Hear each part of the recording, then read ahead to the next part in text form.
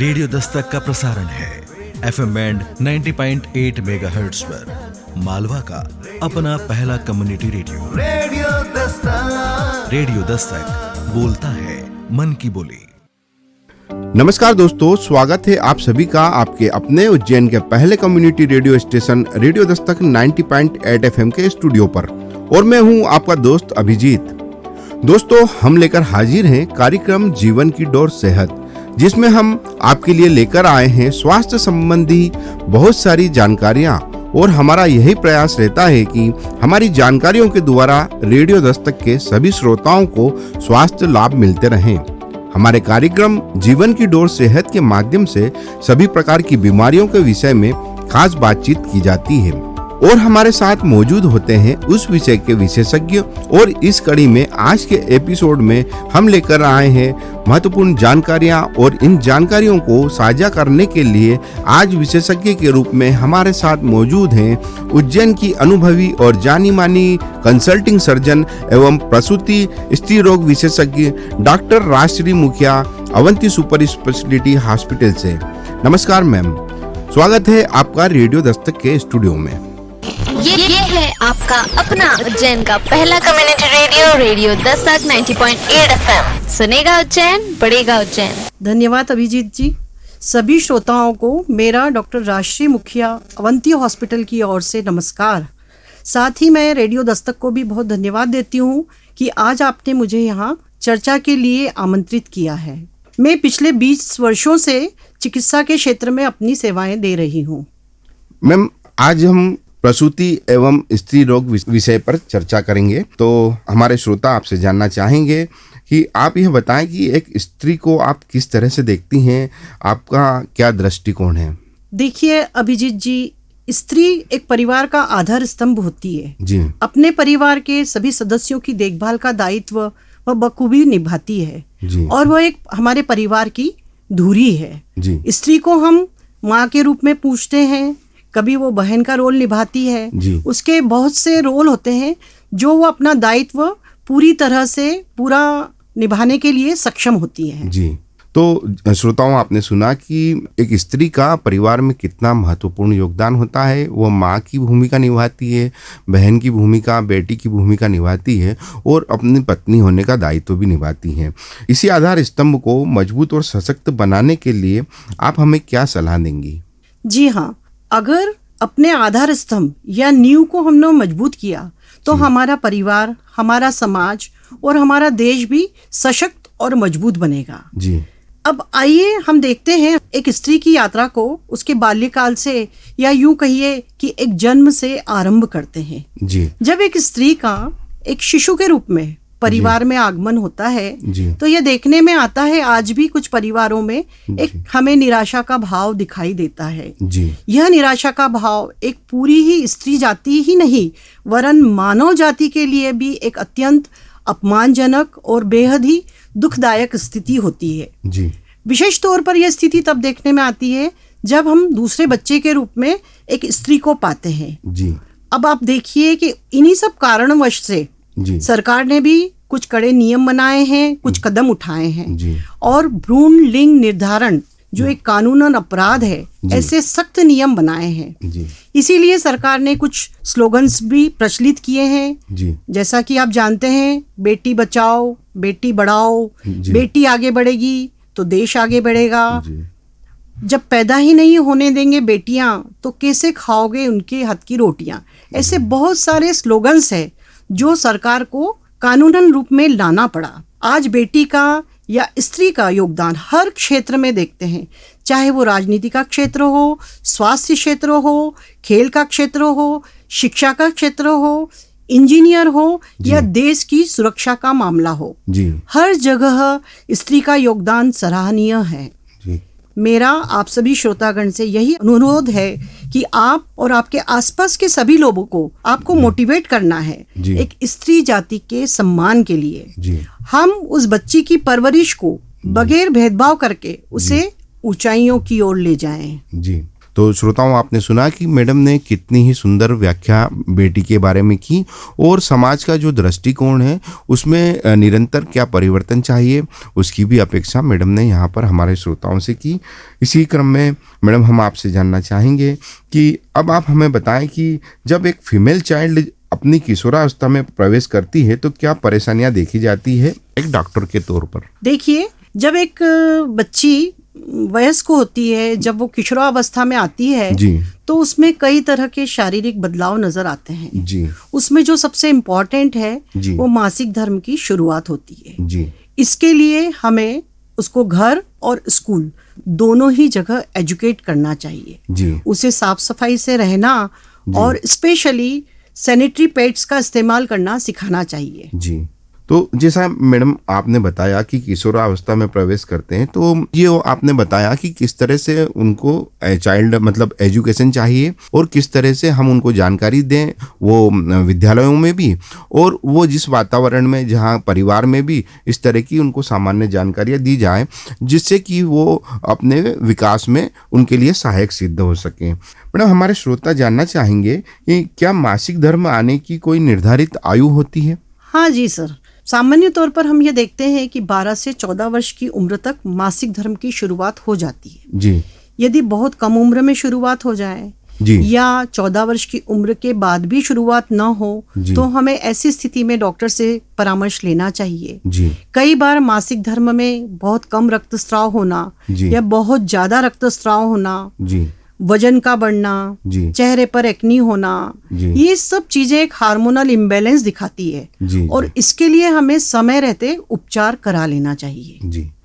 तो श्रोताओं, आपने सुना कि जिस तरह से मासिक धर्म की शुरुआत होती है और उसी समय हार्मोनल मिसबैलेंस के कारण बहुत सारी दिक्कतें आती हैं, तो तत्काल आपको एक जानकार चिकित्सक से उस समय सलाह लेनी आवश्यक होती है ताकि उनके स्वास्थ्य पर इसका कोई विपरीत प्रभाव न पड़े। मैडम, हम हमारे श्रोता जानना चाहेंगे क्योंकि अब मासिक धर्म की शुरुआत हो चुकी होती है, तो आप क्या सलाह देंगी परिवार वालों को? क्योंकि अब देखिए, मासिक धर्म की शुरुआत हो चुकी है, जी, हर महीने ब्लड लॉस होता है, जी, तो हमें ये ध्यान रखना चाहिए कि उस बच्ची को अच्छा पौष्टिक भोजन मिले जो जी, प्रोटीन से भरपूर हो, जी, विटामिन से भरपूर हो जी, और आयरन भी होना चाहिए। जी, साथ ही नियमित तौर पर वह व्यायाम करे, जी, उसे सीजनल फ्रूट्स खिलाएं। जी, सबसे जो इजी चीज है कि घर में उपलब्ध जी, गुड़, जी, भुने चने जी, और मूंगफली के दाने, जी। ये बहुत ही सस्ता और सुंदर और सर्वश्रेष्ठ विकल्प है पौष्टिक हमें आहार के रूप में। पौष्टिक आहार के लिए। जी हाँ।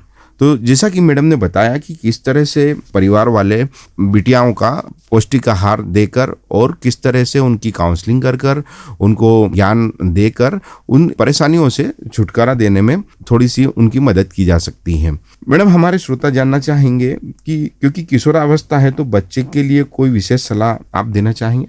देखिए, जब किशोरावस्था आती है तो बच्चों के अंदर बहुत सारे चेंजेस आते हैं। जी, उनका शारीरिक विकास, मानसिक विकास, सभी चीजों में चेंजेस आते हैं। जी, सर्वप्रथम हमें बच्चों को बेझिझक जी, सेक्स एजुकेशन देना चाहिए जी, ताकि भविष्य में हम सेक्सुअली ट्रांसमिटेड डिसीजेस जी, और जी, एड्स जैसी बीमारियों से बचाया जा सके। जी, साथ ही बच्चों में किसी भी तरह का एडिक्शन डेवलप न हो, जी, जैसे कि अल्कोहल एडिक्शन है, जी, स्मोकिंग है, जी, ड्रग्स है, जी, तो हमें बच्चों को एजुकेट करने की बहुत जरूरत है। जी। तो श्रोताओं, आपने सुना कि किशोरावस्था एक ऐसी अवस्था होती है कि जिसमें कि परिवार के लोग और जो विद्यालय के गुरु लोग हैं, शिक्षक हैं, उनकी एक ये दायित्व है कि उनको ज़्यादा से ज़्यादा जीवन शिक्षा दी जाए, उनको अवेयर किया जाए कि वो समाज में जितनी गलत बुराइयां हैं उनसे दूर रहें और अपने स्वास्थ्य का ध्यान रखते हुए वो अपना मानसिक और शारीरिक विकास कर सकें। मैडम, हमारे श्रोता जानना चाहते हैं कि युवावस्था में जब शादी होती है तो कपल को कब कंसीव करना चाहिए? देखिए अभिजीत जी, आजकल हम देखते हैं सामान्य तौर पर शादी की उम्र लगभग 27-28 वर्ष की होती है। जी, तो जब इतनी उम्र में शादी होती है जी, तो हमें जितनी जल्दी हो सके जी, बेबी प्लान कर लेना चाहिए, जल्द से जल्द कंसीव कर लेना चाहिए। जी। श्रोताओं, आपने सुना कि मैडम ने बताया कि आजकल जो सामान्य शादी की एज हो गई है वो 27 या 25 के बाद की है। तो मैडम यह सलाह देना चाहेंगी हमारे श्रोताओं को कि उन्हें जल्द ही अपने आने वाले बच्चों के लिए बारे में प्लान कर लेना चाहिए। मैडम, इसी संदर्भ में हम जानना चाहेंगे कि क्या शादी की इस बढ़ती उम्र को अपने होने वाले बच्चे पर कोई प्रभाव पड़ता है और प्रेगनेंसी पर कोई प्रभाव पड़ता है? हाँ, देखिए, जब भी उम्र बढ़ती है तो उम्र बढ़ने के साथ ही शरीर में बहुत सारे चेंजेस होते हैं जी। हार्मोनल चेंजेस होते हैं जी। है ना जी। oocyte या अंडे की क्वालिटी चेंज हो जाती है जी। बढ़ती उम्र के साथ फर्टिलिटी भी अफेक्टेड होती है जी। हम देखते हैं कि इनफर्टिलिटी की समस्या बहुत कॉमन है आजकल जी। और अगर कंसीव कर भी गई जी। पेशेंट जी। या प्रेगनेंसी है भी जी। तो मिस कैरिजेस बहुत कॉमन तौर पर देखे गए हैं। जी। जी। तो ये सारे चेंजेस आते हैं, जी। इसीलिए हम ये चाहते हैं कि अगर एक बार मैरिड हैं आप जी। जी। तो जल्द से जल्द बेबी प्लान करना चाहिए ताकि दूसरी समस्याओं से इनफर्टिलिटी और जो मिसकैरेजेस हैं जी। इन प्रॉब्लम से बचा जा सके। जी। मैडम, हमारे श्रोता जानना चाहेंगे कि गर्भावस्था में क्या सावधानियां रखना चाहिए? देखिए, जब गर्भधारण हो जाए, जी। जब हमें पता लग जाए, जब हम अपने मासिक धर्म हमारा बंद हो जाए जी। या नहीं आए, जी। तो हमें तुरंत डॉक्टर से परामर्श लेना चाहिए। जी। क्योंकि हमने जैसा कि आपको बताया है कि मिसकैरेजेस बहुत कॉमन है जी। है ना। जी। तो इसके लिए हमें डॉक्टर से नियमित रूप से चेकअप करवाना चाहिए। जी। डॉक्टर आपको एक प्लानिंग करके देगा, समय समय पर वो आपको बुलाएंगे, जी। तो आपको उनके पास जाना है, अपना चेकअप कराना है। जी। साथ ही कुछ टेस्ट भी लिखे जाते हैं जी। जो करवाना अत्यंत आवश्यक है। जी। कुछ ब्लड टेस्ट होते हैं, सोनोग्राफी होती है, जी। तो ये सब चीजें हमें करवा लेना चाहिए। जी। जी। और क्योंकि बढ़ती उम्र है तो कुछ जेनेटिक एबनॉर्मलिटीज भी आ सकती है, तो आजकल हमारे पास बहुत सारे स्कैन वगैरह होते हैं जिससे हम अर्ली स्टेजेस में जी। कोई भी प्रॉब्लम को डिटेक्ट कर सकते हैं और उसका सॉल्यूशन भी हमें मिल जाता है। जी। तो जी। गर्भ धारण वाली जो स्त्री होती है जी। उसको समय समय पर टीका भी लगवाना चाहिए। जी। उसके आहार का ध्यान रखें जी। ताकि उसका जो भोजन है जी। वो भी पौष्टिक हो, प्रोटीन्स हो, जी। विटामिन्स हो, सीजनल फ्रूट्स खाएं, जी। आयरन और कैल्शियम की गोलियां दी जाती हैं, जी। तो वो भी नियमित रूप से सेवन करें। जी। तो श्रोताओं, आपने सुना कि गर्भावस्था के दौरान किस तरह की सावधानियां रखना चाहिए और कौन कौन से प्रिकॉशंस रखना चाहिए और नियमित रूप से एक अनुभवी चिकित्सक की सलाह उस दौरान लेते रहना चाहिए जिससे कि सामान्य परेशानियों से बचा जा सके और स्वस्थ बच्चे का जन्म हो सके। मैम, कई बार यह देखने में आता है कि नवविवाहित दंपति बगैर प्लानिंग के अगर कंसीव कर लेते हैं तो वो अबार्शन जैसा विकल्प अपनाते हैं। क्या ये सही है? जी हाँ, आजकल ये देखने में आया है कि कई बार नवविवाहित दंपति अगर बगैर प्लानिंग के कंसीव कर लेते हैं जी। जी। तो वो डायरेक्ट मेडिकल स्टोर से पिल्स खाकर टर्मिनेशन के लिए या एबॉर्शन को फेवर करते हैं। जी। तो एक डॉक्टर होने के नाते मेरी यही सलाह होगी जी। कि ऐसा रास्ता कभी भी अपनाएं नहीं। जी। अगर आप बच्चा नहीं चाहते हैं जी। तो या तो शुरू से ही अपन प्लानिंग करें, जी। सावधानी रखें, अपने डॉक्टर से परामर्श लें। जी। और लेकिन यदि कभी कंसीव कर भी लेते हैं जी। तो उसके लिए टर्मिनेशन या एबॉर्शन का रास्ता नहीं चुने। जी। Welcome your baby with the bottom of your heart, this is my एक मेरी ये सलाह है आप लोगों के लिए जी। कि टर्मिनेशन नहीं करें। जी। तो श्रोताओं, आपने सुना कि मैडम ने बहुत ही महत्वपूर्ण सलाह हमारे श्रोताओं को दी और नव दंपतियों को भी दी ताकि जिससे वो बिना प्लानिंग के अगर कोई कदम उठाते हैं तो वो किसी भी तरह से उचित नहीं होता है और प्लानिंग करके ही अपने बच्चे को लाना चाहिए और उसके लिए नियमित रूप से अपने अनुभवी चिकित्सक की सलाह इस दौरान लेते रहना चाहिए। मैडम, हमारे श्रोता जानना चाहेंगे कि कपल अगर बच्चा नहीं चाहते हैं तो उन्हें क्या करना चाहिए? देखिए, अगर कपल बच्चा नहीं चाहते हैं तो प्रेगनेंसी प्रिवेंशन के विभिन्न तरीके हैं। जी। ये परिस्थितियों पर निर्भर करता है जी। कि कौन सा तरीका अपनाना है। जी। जी। कुछ तरीके टेम्परेरी होते हैं जी। और कुछ परमानेंट तरीके होते हैं। जी। तो इसके लिए आपको डॉक्टर से परामर्श लेना चाहिए जी। कि हमें क्या करना चाहिए। जी। अगर आपने कभी भी कंसीव नहीं किया है जी। तो फिर किसी कारणवश अगर आप बच्चा नहीं चाहते हैं जी। तो उससे हमें कौन सा टेम्पररी तरीका सबसे बेस्ट होगा हमारे लिए। जी, तो ये हमें अपने डॉक्टर से बिल्कुल मिलके और उसी हिसाब से चलना चाहिए, जी, ताकि आपकी फैमिली लाइफ आगे जाके अफेक्टेड नहीं हो। जी। तो श्रोताओं, सुना कि अगर कोई कपल बच्चा नहीं चाहता है तो उन्हें भी निश्चित रूप से अपने अनुभवी चिकित्सक का या स्त्री रोग चिकित्सक का सलाह जरूरी होती है, और उसी सलाह के द्वारा वो अपने भविष्य का आगे उसको जारी रख सकते हैं। मैडम, हमारे श्रोता जानना चाहेंगे कि अब जीवन चक्रों को आगे बढ़ाते हुए यह बताएं कि मैडम बढ़ती उम्र में कौन सी बीमारियां आ सकती है और उनके क्या इलाज होना चाहिए। देखिए, बढ़ती उम्र के साथ अब फिर से शरीर में बदलाव होते हैं जी, हार्मोनल चेंजेस होते हैं। जी, क्योंकि हम एक स्त्री की बात कर रहे हैं, जी, तो अब मेनोपॉज होता है, जी, मासिक धर्म का बंद होना, जी, और यह उम्र लगभग 50 वर्ष के आसपास की होती है। जी, कभी कभी हम ये देखते हैं कि मेनोपॉज के समय में बहुत ज़्यादा ब्लीडिंग होने लगती है, जी, कभी कभी बहुत फ्रिक्वेंटली होती है। जी, तो इन कंडीशंस में हमें डॉक्टर्स के पास जाना चाहिए। जी, और मेनोपॉज होने के बाद में जी, कभी 6 महीने भर बाद या साल भर बाद या 2 साल बाद फिर से ब्लीडिंग स्टार्ट हो जाए, जी, तो इसको कभी भी हल्के तौर पर नहीं लें, जी, क्योंकि यह हमारे कैंसर जैसे संभावित खतरे की ओर इशारा करती है। जी, तो ऐसी कंडीशन में आप तुरंत अवंती हॉस्पिटल आएं जी, और हमसे परामर्श लें। जी, कुछ इम्पोर्टेंट टेस्ट होती है वो करवाइए, जी, ताकि कम से कम आपका जो जीवन है वो व्यवस्थित रहे और आप आगे अपना जो जीवन है बगैर परेशानी के व्यतीत करें। जी। तो श्रोताओं, आपने सुना कि बढ़ती उम्र के साथ भी स्त्रियों में किस तरह से परिवर्तन होते हैं शारीरिक रूप से, और उस समय किसी अनुभवी और विशेष डॉक्टर्स की सलाह लेते रहना चाहिए, जिससे कि आप शारीरिक परेशानियों से बच सकें। मैडम, हमारे श्रोता जानना चाहेंगे कि ये ब्रेस्ट कैंसर क्या होता है।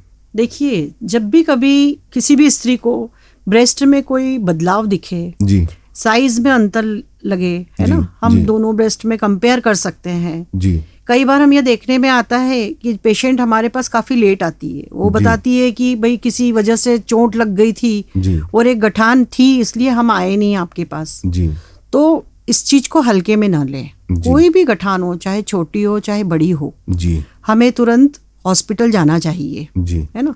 कभी कभी हम यह भी देखते हैं कि निप्पल से डिस्चार्ज होता है, ब्लड वाला डिस्चार्ज होता है। जी, अगर गांठ है तो यूजुअली शुरू में तो कैंसर की गांठ में कोई भी दर्द जैसी चीज देखने में नहीं आती है। जी, तो ऐसी गांठें कई बार पेशेंट नोटिस करने के बाद भी जी, उसमें वो अपनी सलाह लेना नहीं चाहता, वो हॉस्पिटल तक पहुंचता भी नहीं है। जी, वो सोचता है कि ऐसे ही है, पड़ी है, जी, पर ये गठान धीरे धीरे बड़ी होती है जी, और कैंसर का एक विकराल रूप ले लेती है, जी, जिसको कि हम आगे जाके पूरी तरह से ट्रीटमेंट देने के बाद भी अच्छे नतीजे नहीं ले पाते हैं। जी, ऐसा कुछ भी होने पर हमें चेकअप करवाना चाहिए। जब जी। ऐसी पेशेंट हमारे पास हॉस्पिटल में आती है जी, तो हम सबसे पहले उसे एग्जामिन करते हैं। जी, उसकी उस गांठ से हम थोड़ा सा पानी लेके उसकी टेस्ट भी करवाते हैं जी, कि कहीं ये कैंसर की गांठ तो नहीं है। जी,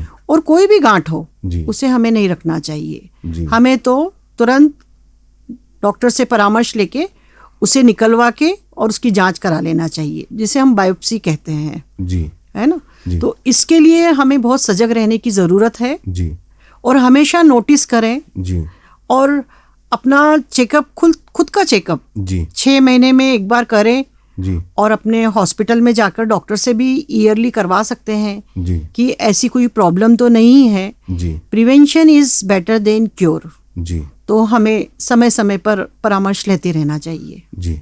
श्रोताओं, आपने सुना कि मैडम ने ब्रेस्ट कैंसर के कुछ लक्षण बताए और उनका किस तरह से उससे बचाव किया जा सकता है, उस बारे में हमें विस्तार से जानकारी दी।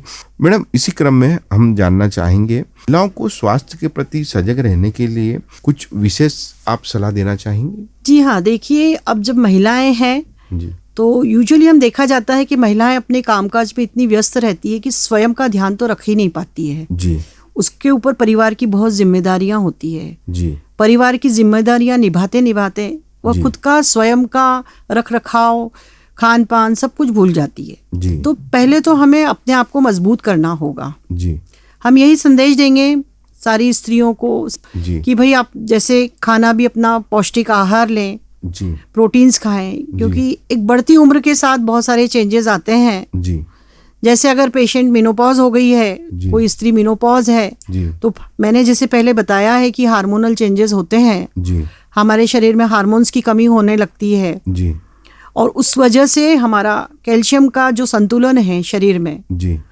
वो बिगड़ने लगता है। जी तो कैल्शियम हमें स्पेशली अलग से लेने की ज़रूरत पड़ती है। जी कैल्शियम की गोलियां ले सकते हैं। जी तो आगे जाके जो कई बार कंप्लेंट्स देखने में आती है कि बैकेक हो रहा है, कमर दर्द है, हाथ जी। पैरों में दर्द है, जी। वो नहीं होगा। जी मसल क्रैम्प्स आते हैं, जी उससे भी बचा जा सकता है। जी तो एक उम्र के साथ में हमें शारीरिक रूप से मजबूत होने के लिए जी हमारा खान पान पे ध्यान देना है, जी साथ ही हमें व्यायाम भी करना है जी ताकि हमारे जॉइंट्स वगैरह में कहीं पेन नहीं रहे। जी आप मॉर्निंग वॉक कर सकते हैं, जी व्यायाम कर सकते हैं, जी योग भी किया जा सकता है। योग भी एक बहुत बड़ा आपको स्वस्थ रहने में महत्वपूर्ण भूमिका निभाता है। जी और मानसिक रूप से शांत रहने के लिए जी आप मेडिटेशन अवश्य करिए। मेडिटेशन करने से मन भी शांत रहेगा और शरीर भी स्वस्थ रहेगा। मैडम, यह देखने में आता है कि प्रौढ़ावस्था में जो उम्र के कारण महिलाओं में कमर दर्द, घुटने का दर्द या क्रैम्प्स, अकड़न जकड़न आ जाती हैं, तो ये क्यों होता है और इसको किस तरह से इसकी रोकथाम हम कर सकते हैं? हाँ जी, हाँ अभिजीत जी, मैं पहले बता चुकी हूँ जी कि उम्र के साथ में जो हार्मोनल चेंजेस हैं जी उन सब की वजह से हमारे शरीर में बहुत सारे बदलाव आते हैं। जी जी हमारे शरीर में जैसे मैंने बताया आपको कि कैल्शियम की कमी भी हो जाती है जी ना, क्योंकि कुछ हार्मोन्स नहीं बनते हैं। जी ओवरीज अपना काम करना बंद कर देती है, जी हार्मोन्स का जो लेवल है वो गिरने लगता है। जी तो ऐसी स्थिति में हमें कैल्शियम से भरपूर आहार लेना चाहिए। जी दूध अवश्य लें, दही लें, पनीर लें। जी घर में उपलब्ध जो चीज़ें हैं, जी स्पेशली मैंने आपको बताया है कि गुड़ है, जी भुने चने हैं, मूंगफली के दाने हैं, जो इजीली हर घर में अवेलेबल होते हैं। जी जरूरी नहीं कि हम प्रोटीन के पाउडर के वो खरीदें, जी घर में उपलब्ध सामानों से ही हम अपने आप को स्वस्थ रख सकते हैं। जी इन सब चीज़ों का अगर ध्यान रखेंगे, व्यायाम करेंगे, मेडिटेशन करेंगे, जी तो हमारी जो बात की अवस्था है जी वो भी अच्छी तरह से चलेगी और हमारा परिवार भी अच्छा रहेगा। जी मैडम, हम जानना चाहेंगे कि अब हमारा अंतिम प्रश्न की ओर हम चल रहे हैं, तो हमारे श्रोताओं को आप क्या संदेश देना चाहेंगे अपने स्वास्थ्य के प्रति और विशेष रूप से ये स्त्रियों के बारे में?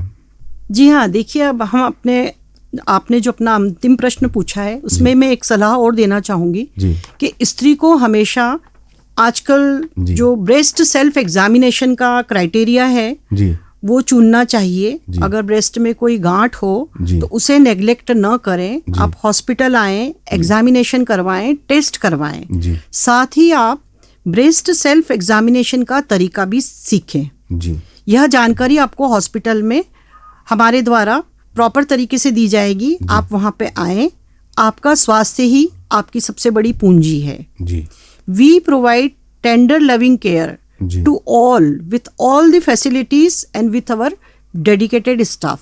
Thank you very much, sir. तो बहुत बहुत धन्यवाद मैम, आपने यहाँ आकर अपना बहुमूल्य समय दिया, इसके लिए पुनः आपका धन्यवाद।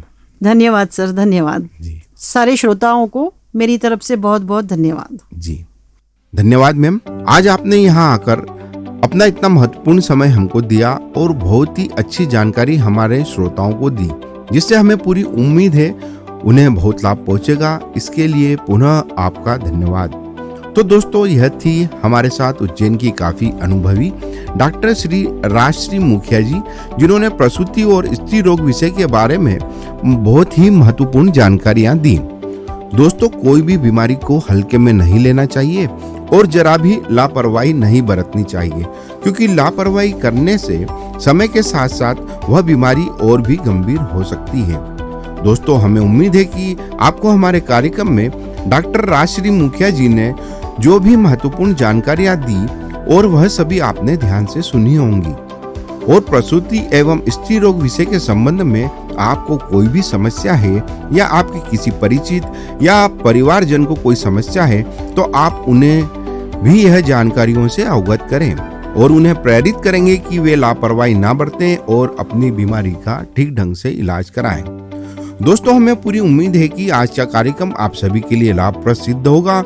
अगर आपके मन में भी कोई प्रश्न है या कोई सुझाव आप हमें देना चाहते हैं तो आप संपर्क कर सकते हैं रेडियो दस्तक 90.8 FM के व्हाट्सएप नंबर 9406894068 पर और हम आपके सभी सवालों के जवाब देने की पूरी कोशिश करेंगे और आपके सभी सुझावों पर भी जरूर विचार करेंगे। दोस्तों, आप रेडियो दस्तक 90.8 FM से जुड़ी सभी महत्वपूर्ण जानकारियों और अपडेट्स के लिए हमसे जुड़ सकते हैं हमारे social media account Facebook, Instagram, Twitter, YouTube पर भी, जहां पर आपको अन्य गतिविधियों की जानकारी भी मिलती रहेगी। तो दोस्तों, अब समय हो चला है आपसे विदा लेने का, लेकिन कार्यक्रम जीवन की डोर सेहत की अगली कड़ी में हम फिर मिलेंगे आपके स्वास्थ्य से जुड़े अन्य किसी महत्वपूर्ण विषय और उससे जुड़े विशेषज्ञ के साथ, ताकि आपको आपके स्वास्थ्य से जुड़ी सभी महत्वपूर्ण जानकारियां मिलती रहे। तो दोस्तों, मुझे दीजिए इजाजत और सुनते रहिएगा आपका अपना उज्जैन का पहला community radio, radio Dastak 90.8 FM। सुनेगा उज्जैन, बढ़ेगा उज्जैन। धन्यवाद। ये है आपका अपना उज्जैन का पहला community radio, radio Dastak 90.8 FM। सुनेगा उज्जैन, बढ़ेगा उज्जैन।